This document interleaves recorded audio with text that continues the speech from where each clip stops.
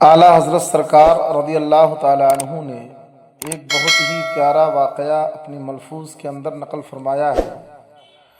فرماتے ہیں کہ حضرت عالمگیر علیہ الرحمہ کو ایک بہروپیے نے دھوکہ دینا چاہا۔ بادشاہ نے فرمایا کہ اگر دھوکہ دے دیا تو جو مانگے گا تو پائے گا۔ اس نے بہت کوشش کی لیکن حضرت عالمگیر نے جب اسے دیکھا پہچان لیا، یعنی کئی مرتبہ وہ روپ دھار کر کے آیا لیکن بادشاہ کے سامنے جب آتا تو حضرت عالمگیر علیہ الرحمہ اسے پہچان لیتے تھے۔ اس نے سوچا کہ اب ایسے کام نہیں بنے گا تو اس نے ایک کام کیا کہ ایک پہاڑ کی کھوہ میں جا کر کے بیٹھ گیا اور ایک طویل عرصے سے اس پہاڑ کی کھوہ میں رہا، رات دن عبادت الہی میں مشغول رہتا۔ پھر کیا ہوا کہ پہلے دیہاتیوں کا ہجوم ہوا، پھر شہریوں کا ہجوم ہوا، پھر عمراء وہاں پر آنے لگے، پھر وزراء آتے رہے اور اسی طریقے سے بہت سارے لوگ وہاں پر اکٹھا ہونے لگے۔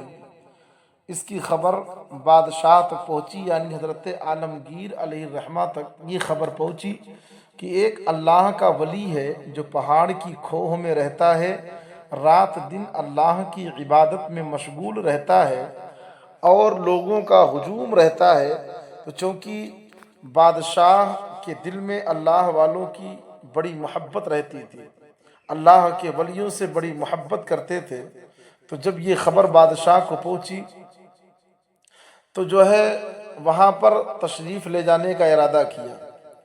جب حضرت وہاں پر تشریف لے گئے اور بہروپیے نے دور سے دیکھا کہ بادشاہ کی سواری آ رہی ہے تو اس نے کیا کیا، گردن جھکا لی اور مراقبہ میں مشغول ہو گیا۔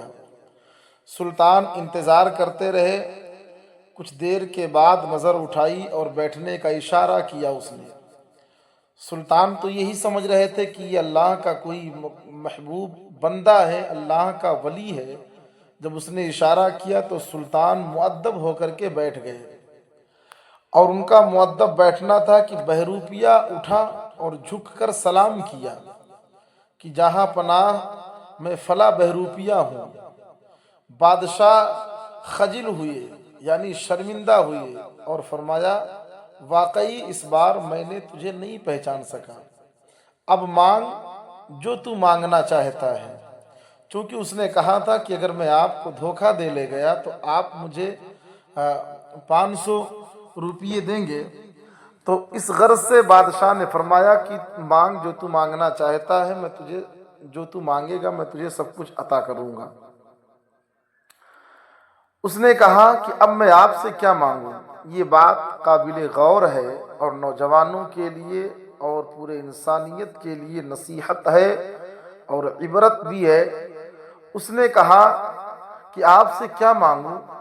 میں نے اس رب کا نام جھوٹے طور پر لیا تو اس کا تو یہ اثر ہوا کہ آپ جیسا جلیل القدر بادشاہ میرے دروازے پر باادب حاضر ہوا اور 2 زانو ہو کر کے میرے سامنے بیٹھا ہوا ہے۔ جب میں نے اس کا جھوٹا نام لیا تو اتنا بڑا اثر ہوا کہ آپ جیسے بادشاہ میرے قدموں میں ہیں۔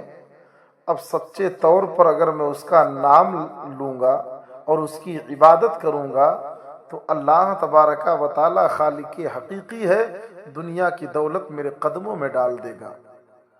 اس نے یہ کہا اور کپڑے فار کر کے جنگل کی طرف چلا گیا۔ اس واقعے سے پتہ چلا اور اس سے معلوم ہوا اور اس کو بتانے کا مقصد یہ ہے کہ جب کوئی اللہ کا نام اور اللہ کی عبادت بندگی جھوٹے طور پر کرتا ہے تو اللہ اسے یہ مقام دیتا ہے، اور جب کوئی سچے دل سے اللہ کی بندگی کرے، اللہ کو یاد کرے تو پروردگار عالم اسے کتنا اجر عطا فرمائے گا۔ لہٰذا ہمیں بھی خاص طور سے اللہ کی بندگی سچے دل سے کرنی چاہیے اور اللہ کی نعمتوں برکتوں کو حاصل کرنا چاہیے۔